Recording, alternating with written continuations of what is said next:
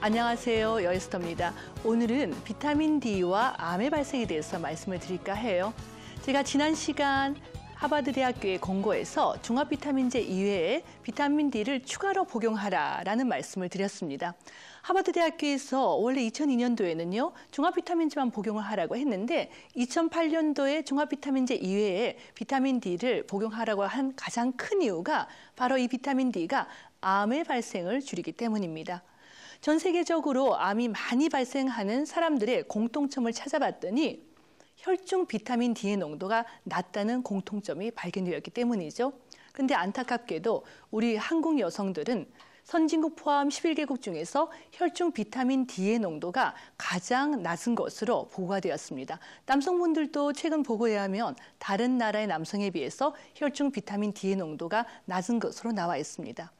이렇게 한국인들에게 비타민 D 혈중 농도가 낮은 이유는 첫 번째, 우유나 유제품을 먹으면 배가 아픈 분들이 많기 때문에 유제품을 많이 드시지 않기 때문입니다.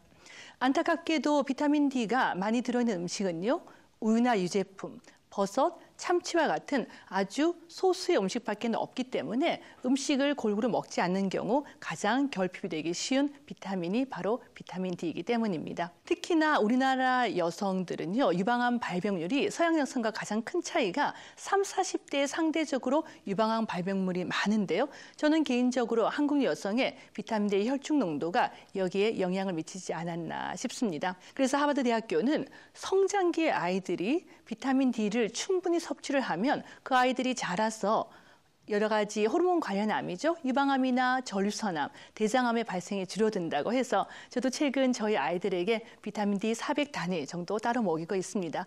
만약 내 가족 중에 여러 가지 유방암, 대장암에 가족력이 많은 분이시라고 한다면 기존에 내가 먹고 있는 비타민제 이외에 추가로 비타민 D를 400에서 800 IU 정도 드시는 것도 나쁘지 않을까 싶습니다. 또 이 비타민 D는 면역력을 증가시키는 데도 도움이 된다고 하니까요. 최근에 증가하는 신종플루를 예방하는 데도 일부 도움이 되지 않을까 싶습니다. 자, 비타민 D 이렇게 음식으로 먹는 방법이 있고요. 두 번째는 자외선을 살짝 받아보는 방법인데요. 우리가 어렸을 때 자외선 하루에 15분에서 20분 정도 받으면 비타민 D 충분히 만들어진다고 이야기 들으셨죠?